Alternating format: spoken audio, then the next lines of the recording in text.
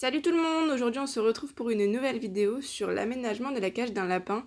Alors moi j'ai pas grand chose dans la cage de mon lapin tout simplement parce qu'elle est en liberté totale et qu'elle a d'autres aménagements en plus à côté de la cage. Alors du coup, principalement vous avez la litière, la base, hein. Ensuite vous avez, moi j'ai mis une petite plateforme, moi j'avais fait une vidéo dessus, vous le savez. Et la gamelle d'eau et de granulés. Les légumes, je lui mets dans un autre abri parce que sinon Tessa lui vole. Alors du coup, pour éviter qu'elle lui vole, je lui mets dans un autre abri où elle n'a pas accès.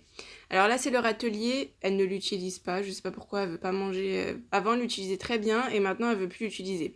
Allez savoir. C'est pour ça qu'il y a un peu du foin partout parce que je suis obligée de le mettre à côté à chaque fois parce que sinon, madame refuse de le manger.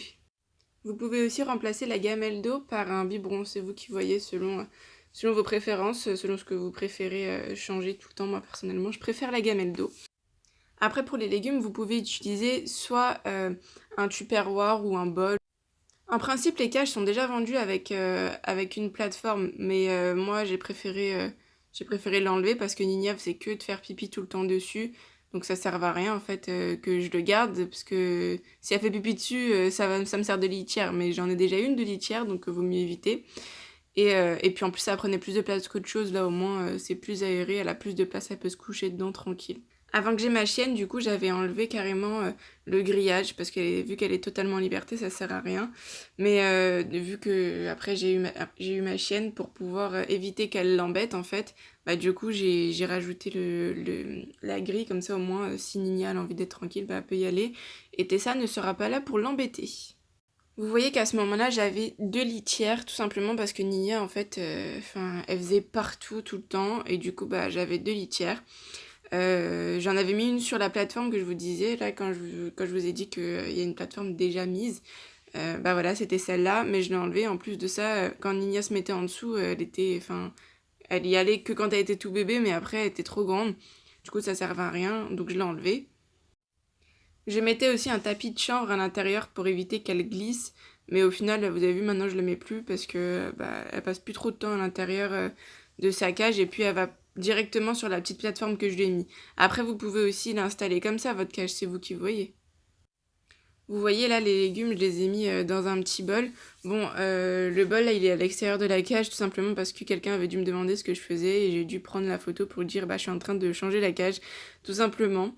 Mais moi, je mets dans un petit bol ou dans un tupperware. Et le petit foin que vous voyez à côté, j'avais mis dans un autre atelier, mais Nina me l'a rongé, alors du coup, j'ai changé. Celui que j'utilise maintenant, c'est le râtelier d'origine, mais madame ne veut pas manger dedans, du coup, je lui mets au final sur son tapis de chanvre pour qu'elle en mange, et après j'en ai partout tout le temps.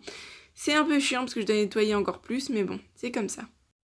Ça, c'était au tout début quand j'ai eu Nina. Vous voyez, j'avais encore un biberon d'eau et pas une gamelle. C'était le biberon d'origine aussi, ça.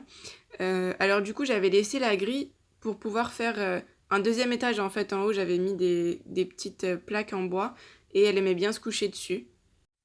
J'avais mis une litière au-dessus et une litière en dessous parce que sinon les deux au même endroit ça prenait trop de place et vu qu'elle aimait bien se coucher au-dessus et en dessous, du coup j'en ai mis une de chaque comme ça au moins elle avait la place pour se coucher et pour sa litière.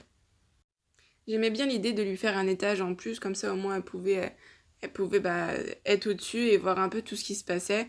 Mais après je l'ai enlevée tout simplement parce qu'elle faisait que de faire pipi sur les plaques en bois. Au final il y en avait partout et du coup ça m'a un peu saoulée. En plus elle arrivait à faire pipi carrément sur le mur, je sais pas comment elle arrivait à le faire et du coup j'ai enlevé. Mais bon, si votre lapin n'est pas trop chiant, vous pouvez faire ça aussi si vous voulez.